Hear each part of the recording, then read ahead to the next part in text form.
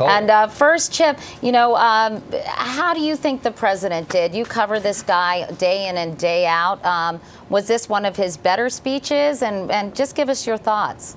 Well, I certainly don't think it was on the level with the Tucson speech, but, here he's talking about policy. It's harder to get that kind of reaction from an audience when you're talking about policy. On the other hand, he didn't have that much in the way of details. But I'll tell you, Katie, Valerie Jarrett said that she got all those emails, positive emails, but I'm getting deluged with emails from Republicans and anti-tax groups and conservative groups and Republican political and campaign committees really beating up on the president, especially saying that the heart of the speech, which was really that part on investments, is the same old talk about stimulus spending and government spending. And I think there's no doubt that despite the fact that the president was talking about working together and you did get that kind of subdued, respectful response in the chamber, I think there's going to be a ferocious battle over spending in the weeks to come, the months to come, and probably for the next 2 years. Now, Katie, if you want any specific numbers or real information, this is your guy right here, Mark Knoller. Yeah, so, in fact, Knoller.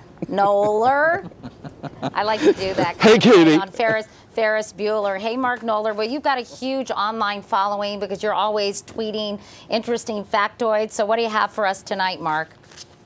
Well, as you know, this was the second State of the Union address that President Obama has given, even though it is the start of his third year in office. But he has also given 2 other addresses to joint sessions of Congress. In his first year in office, 2009, President Obama delivered an address within about a month of taking office about the economy and about his plans for digging the nation and the economy out of a recession. And later in that same year, he also delivered an address to a joint session about health care reform that he eventually got enacted the following March. Now, in addition to these 4 addresses to joint sessions, he has given 3 addresses to the nation.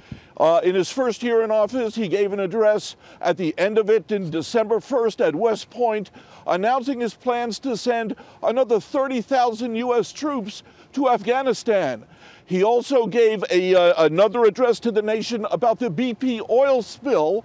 And later last year, he gave a 3rd address to the nation when he announced that U.S. combat operations in Iraq were finally at an end.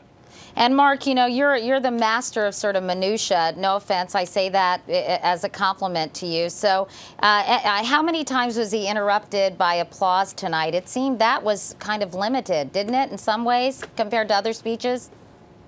Well, it wasn't as long a laundry list. I don't have an exact number for you because I've got to go back and 79. go through 79, Mark. 79, I hear in my ear. Knoller. Thanks, Katie. I appreciate it. But I'm going to have to check that number and make sure it's up to my standards. Oh, yeah, fine. Nevertheless, he did get a number of very enthusiastic standing ovations, and certainly when he entered the House chamber, there was thunderous applause and cheers. And it certainly was the kind of enthusiastic reception a president is looking for when he arrives for a State of the Union address. What did you think, Mark? And then I'll let you and Chip get out of the cold. But what did you think of the whole seating arrangement? I mean, you covered the White House for a long time.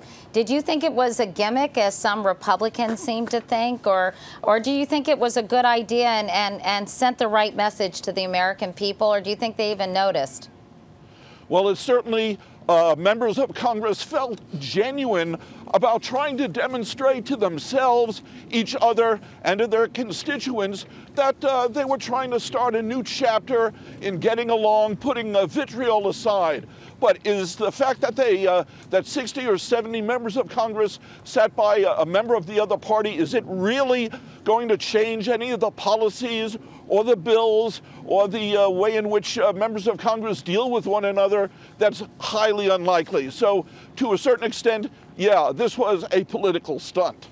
All right. Mark Knoller, thank you. Cameraman, you can pull out so we can see Chip Reid and thank him, unless Chip has already gone home. Oh. Chip Reid, thank you guys so much. Go to bed. I know it's been a long day. Thank you for sticking around. And Mark, it was fun having you on our webcast. I'll talk to you both soon. Thanks, Katie.